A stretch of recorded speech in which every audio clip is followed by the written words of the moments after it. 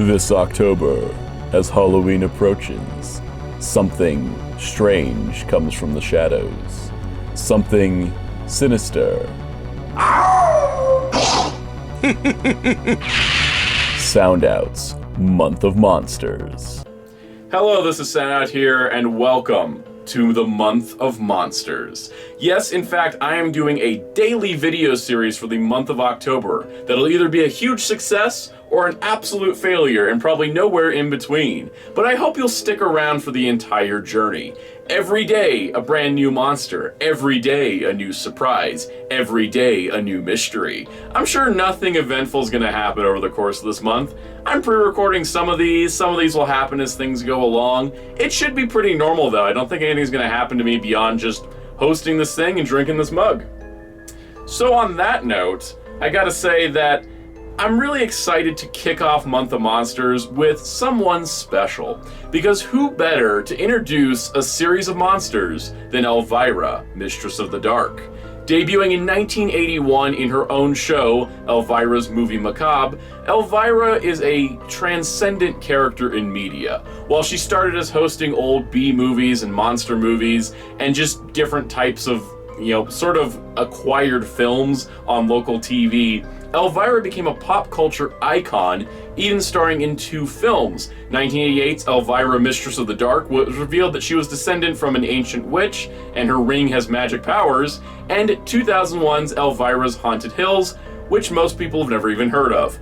But that being said, Elvira's been in the business for over 40 years now, and she's had such an illustrious career. Cassandra Peterson has played the character since the beginning, and it is a different form of her own persona. Elvira also is a prominent figure in goth and horror culture, as well as just being an icon for so many people. So naturally, she's had a lot of merchandise over the years, but in terms of general action figures, Elvira's not had too many. However, in 2022, Neca partnered with Elvira herself to create an 8-inch retro cloth action doll style of Elvira. So let's take a look at that and see how it turned out. The first Elvira we're looking at today is made by Neca and is the 8-inch retro cloth version. The 8-inch retro cloth line has had many characters across many different properties, and Elvira is one of the newest ones to join the lineup. Releasing in 2022, this was a figure put out at retail for around $40, and it replicates the look of Elvira down to a cloth dress. There's plenty of accessories inside the package, and it comes in a window box packaging, which gives it a nice, solid look. Elvira does include a stand, which is definitely helpful for support and balance of the figure. Looking at Elvira herself, I think that Neca replicated her look quite well. She's got the beehive wig, she's got the long flowing dress. She has the dress cut in the waist so you can see the single leg from it. The head sculpt has a great likeness to Elvira herself. I think the eyes may be a little wide, but it is very expressive, which is nice to see in modern action figures. She's very well detailed down to the bracelets and the rings on her fingers, especially the red ring here featured prominently in the Mistress of the Dark film. And she does have the spiked bracelet, which is also painted in addition to all of her fingernails. Around her waist, she does have the belt as well as the little loop for the knife. And that knife can be held in her hand quite easily. Very good paintwork on the legs to give her the stocking look without necessarily having to put an extra layer of cloth over her legs, and the heels have been well rendered. Articulation for Elvira includes a ball-jointed head that can look left, right, up, down, side to side, all that good stuff. Her shoulders move out. They move 360. It's a little tricky to get them around, but they do move all the way. Elbows bend, pretty good. You also have a wrist joint, so it pivots in and out as well as turning left and right.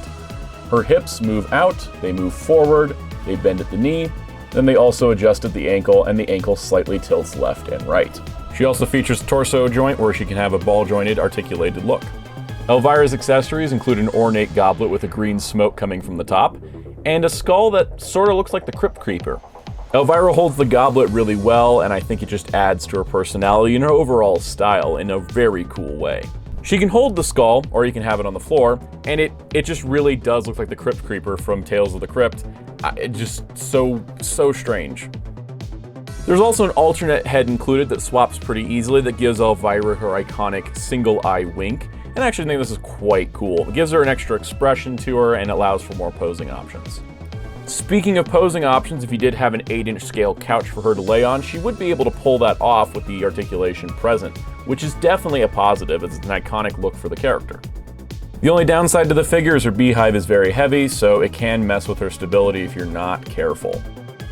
Scale-wise, she is 8 inches tall, which means she can present other monsters, such as a 6-inch scale Frankenstein, or she can present a 7-inch scale Frankenstein, but she'll still be towering over them. She'll even be towering over what is known as an 8-inch Mego figure, even though they're not quite 8 inches. Naturally, she does look more in scale with somebody like Bill and Ted, who's from that same Neca Retro 8-inch line. Overall, this is a fantastic Elvira figure. It's totally a win in my books, and it just captures the character really well into an action figure.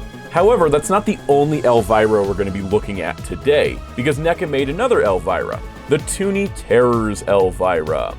Distinctly based on the movie for the movie vibe that the Toony Terrors line has. You can see that it's got the Elvira 40 Years logo on the packaging and has a really nice marquee of a really cool looking spooky theater.